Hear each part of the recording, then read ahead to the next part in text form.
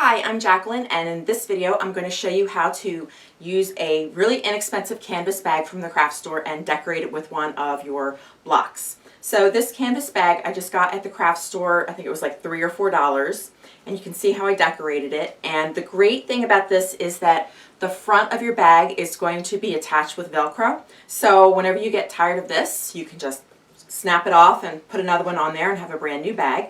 And this is a great project if you've got orphan blocks laying around in your studio, or if say that there's a project in the club that you really like but you don't have time to make the whole thing. You could just make one block and be able to use it for a really cute project. So I'm going to show you how to do that. So this block I've chosen today is from Collection 4 Feelin' Fruity, and I embroidered the center block, and there's also applique patterns in that. If you wanted to do something really quick, you could just do an applique pattern, and then if you want to be even quicker than that, you could even just use like a novelty fabric or print in the center instead of doing any embroidery or applique.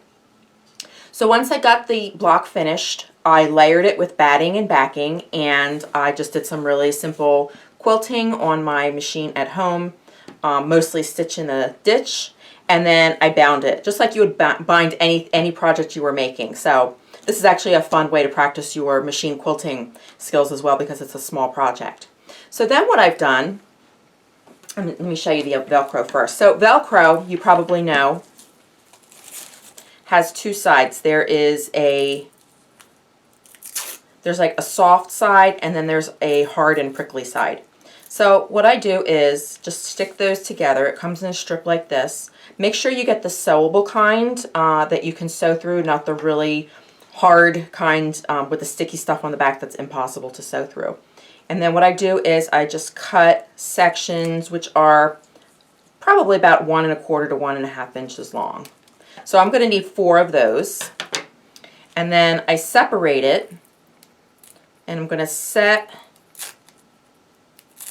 this is the hard prickly side, I'm going to set that aside for now. Right now I just want to work with the soft side. So the soft side, what I'm going to do, if you flip this over, what I've done is I've hand sewn these little rectangles of the soft side of Velcro to the back. And you'll notice that I did a really sloppy job on my binding because I knew nobody was ever going to see that, so I was in a hurry. It's another way to just get this done quickly. So I just hand stitched the soft sides of the Velcro to 4 corners of the block. So now that I've got the Velcro attached to the back of the block, what I want to do is position it on the bag exactly the way I want it.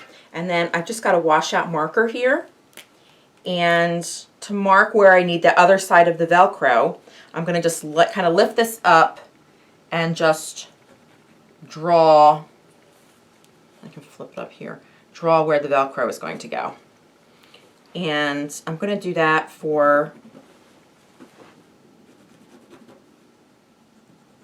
all 4.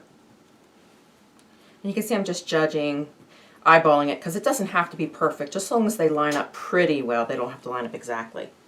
So I'm going to do that with all 4 corners of where my block is going to go on the tote bag.